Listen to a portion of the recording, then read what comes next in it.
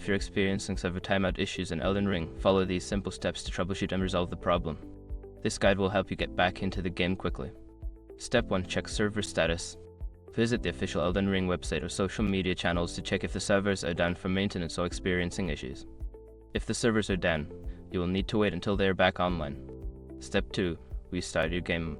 Close Elden Ring completely and restart it. This can help refresh your connection to the servers and may resolve temporary issues causing the timeout. Step 3. Check your internet connection.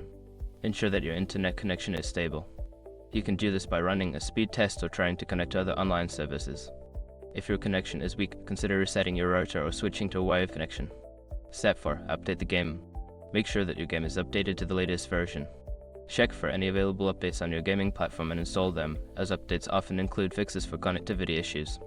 Step 5. Adjust network settings. If the problem persists, try adjusting your network settings.